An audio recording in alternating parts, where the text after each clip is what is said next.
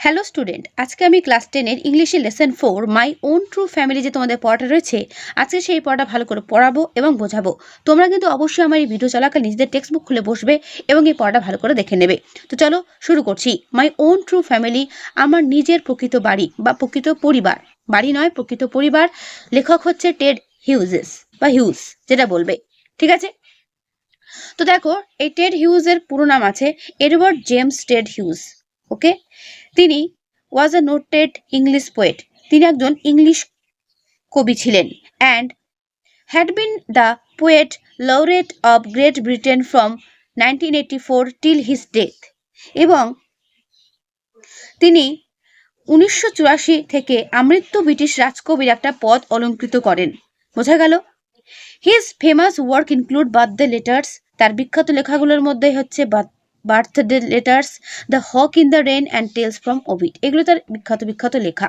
তো আজকে যে কবিতাটা আমরা পড়তে চলেছি, এই কবিতাটা কি নিয়ে লেখা না, দিস পোয়েম বা the poem describe A magical experience of a young child of an oak wood and indicates that human beings and trees should thrive as a single family. একজন বালকের ওক বনে গিয়ে যে মায়াময় অভিজ্ঞতা হয়েছিল, ওক বন, ওক গাছের বন থাকে, সেই বনের কথা বলছে। তো সেখানে যে মায়াময় অভিজ্ঞতা হয়েছিল, এখানে সেটাই আমরা বর্ণনা খুঁজে পাবো এই কবিতার মধ্যে। সে একটা পুরুষ হরিণ খুঁজছিল, ঠিক আছে? সেটা আমরা গল্পটা পড়লে আরো ভালো করে বুঝতে পারবো। তো তার আগে যেটা তোমাদের বলা রয়েছে, this poem describe the magical experience of a young child, একটা অল্প বয়সী ছেলের কথা বলা আছে, যেটা কিনা ওক, মানে যে কিনা ওক বনে গিয়ে তার একটা অভিজ্ঞতা হয়েছিল ওক বনে গিয়ে। এবং এখানে আরেকটা কিছু বলা রয়েছে যে that human being and trees, মানুষের সঙ্গে গাছের একটা সম্পর্কের কথা এখানে বলা রয়েছে। It focuses strongly on the need to protect our natural environment, আমাদের প্রকৃতির যে এনভায়রনমেন্টগুলো রয়েছে, প্রকৃতির যে জিনিসগুলো, সেগুলো আমাদের কি করতে হবে, প্রোটেক্ট করতে হবে, সেই ব্যাপারেও এখানে কিন্তু দেওয়া রয়েছে। কাদের জন্য? ওয়েলফেয়ার অফ ম্যানকাইন্ড, অর্থাৎ মানব জাতির উন্নতির জন্য, মানব জাতির ভালোর জন্য আমাদের কিন্তু এই প্রকৃতির জিনিসগুলোকে রক্ষা করে যেতে হবে, সেই ব্যাপারটাও কিন্তু এখানে তুলে ধরা আছে, ঠিক আছে?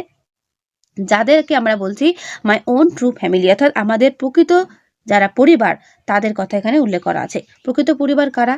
প্রকৃত পরিবার বলতে আমরা বুঝি আমাদের বাবা মা আর যারা ফ্যামিলি মেম্বার্স আছে তারা, কিন্তু এখানে আমাদের প্রকৃত পরিবার বলতে বোঝানো হচ্ছে প্রকৃতির যারা মানে নেচার যেগুলো এলিমেন্ট রয়েছে, এনভায়রনমেন্ট এলিমেন্ট যেগুলো রয়েছে, সেগুলোকে বলছে।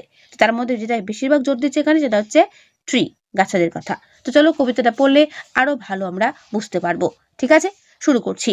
Once I craved in an oak wood, I was looking for a stag. বলছে একদা হরিণের খোঁজে ওক বনেতে গিয়ে চুপি সারে, মানে চুপি চুপি ওক বনে গিয়ে হরিণের খোঁজে, আই বলতে যে কবিতাটা ন্যারেটর, অর্থাৎ কবিতাটা যে বলছে, ঠিক আছে, যে বালকটি বলছে, বালকটির কথা এখানে বলা হচ্ছে, সে যখন ওক বনে গিয়ে চুপি চুপি গিয়ে দেখছে যে কোথায় স্ট্যাগ, স্ট্যাগ বলতে হরিণ, ঠিক আছে। I met an old woman there, সেখানে গিয়ে আমি একটা বৃদ্ধ মহিলার সঙ্গে পরিচয় হলো আমার। অল নবলি স্টিক অ্যান্ড র্যাগ, যিনি কিনা ছিন্ন বাঁশে লাঠি হাতে নিয়ে দাঁড়িয়েছিলেন। বোঝা গেল? অর্থাৎ তার পোশাক আশাক, অর্থাৎ পুরনো ছেঁড়া কাপড় পরে তিনি দাঁড়িয়েছিলেন।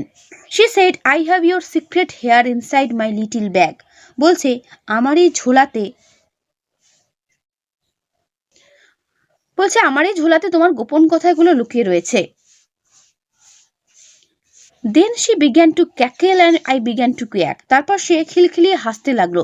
ক্যাকেল বলতে কি? খিলখিলিয়ে হাসতে লাগলো। And I began to quack, আর আমি কাঁপতে লাগলাম ভয়ে। She open up her little bag, সে তার ব্যাগটা খুললো। And I came twice awake, এবং আমি দুবার তাকিয়ে দেখলাম। Surrounded by a staring tribe and me tied to a stake, কি দেখলাম? ওক গাছে বাঁধা আমি, চারপাশে ওক সারি, চারিদিকে ওকের শাড়ি, এবং আমি দেখতে নিজেকে ওক, অর্থাৎ এখানে বালকটি নিজেকে ওক বনে দেখতে পেল। বোঝা গেল? হঠাৎ করে চারিদিকে ওক গাছ রয়েছে এবং ওক বনে তাকে বাধা রয়েছে। দে সেড, তারা বলছে, we are the oak tree and your own true family. তখন সেই গাছগুলো বলে, এখানে দে বলতে ওই ওক গাছগুলো বলছে, আমরা হচ্ছে ওক গাছ এবং তোমার সত্যিকারের ফ্যামিলি, পরিবার। উই আর চপ ডাউন, আমাদের কেটে ফেলা হয়েছে।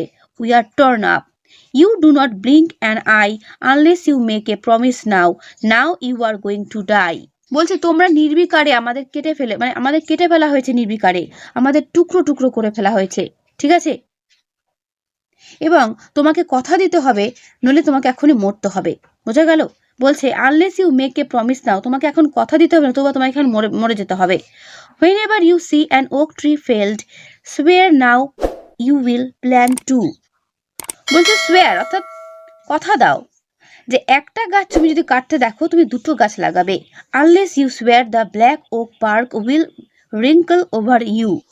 না হলে তার দেহ ঝুড়িতে ও বলিরেখায় ভরে যাবে। অর্থাৎ যদি সেটা না করে তাহলে কালো ওকের গুড়ি ভরে দেবে তার গায়ে ঝুড়ি। বোঝা গেল? And root you among the oaks where you were born but never grew. এবং ওকেদের মাঝে পুঁতে দেওয়া হবে, জন্মালেও বাড়তে পারবে না। অর্থাৎ যদি সেটা না করে তাকে ওকদের গাছে মানে ওকগুলো গাছের মানে ওকেদের মাঝে পুঁতে দেওয়া হবে, কিন্তু সে আর বাড়তে পারবে না, এমন অবস্থা তার করা হবে। বোঝা গেল? অর্থাৎ এখানে এক মুহূর্তের মধ্যে দেখা যাচ্ছে যে যে বৃদ্ধাটি তার ঝোলাতে বলেছিল যে তোমার সিক্রেট ঝোলার মধ্যে রাখা আছে, তো সেই মুহূর্তেই বৃদ্ধা কি করলো, জোরে জোরে বিশ্রীভাবে হাসতে হাসতে মানে বলতে থাকলো এবং ছেলেটি ভয়ে কাঁপতে থাকলো। বৃদ্ধা থলে খুললো আর ছেলেটি দেখলো তার গাছে সে সঙ্গে সঙ্গে দেখতে পেলো তো সে একটা ওক গাছের সঙ্গে বাঁধা রয়েছে এবং আশেপাশে সারি সারি ওক গাছ তার দিকে ঘিরে রয়েছে। ঠিক আছে? এমন সময় তখন তারা বলে উঠলো যে আমরা তোমার নিজেদের পরিবার বা আমরা তোমার নিজের পরিবার। ঠিক আছে? তাদের কেটে ফেললে বা ছিঁড়ে ফেললে সে পরোয়া করে না, কিন্তু নিজেকে বাঁচাতে হলে তাকে গাছ বাঁচাবার কথা প্রতিজ্ঞা করতে হবে, না হলে সে মরে যাবে বা তাকে মরতে হবে। এবং তাকে এটাও বলছে যে তুমি শপথ করো যে তুমি যদি একটা গাছ কাটো তোমাকে দুটো গাছ লাগাতে হবে, না হলে ওক গাছের যে কালো গুড়ি সেই গুড়ি তোমাকে ঝুড়িতে ভরে দেবে এবং তোমাকে ওকেদের মাঝে পুঁতে দেওয়া হবে, যেখানে তুমি কখনোই আর বেড়ে উঠতে পারবে না, এমন অবস্থা তোমার করা হবে। বোঝা গেল?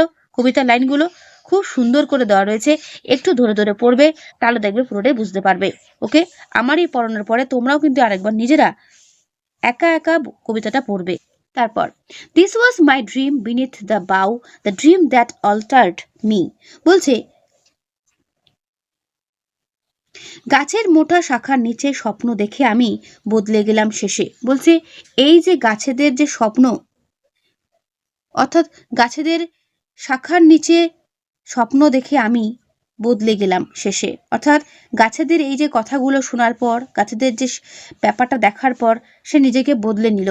When I came out of the oakwood back to human company, যখন নিজের জায়গায় ফিরে এলাম সেই মানুষের মতো অবস্থায়, কিন্তু my walk was the walk of human child but my heart was a tree.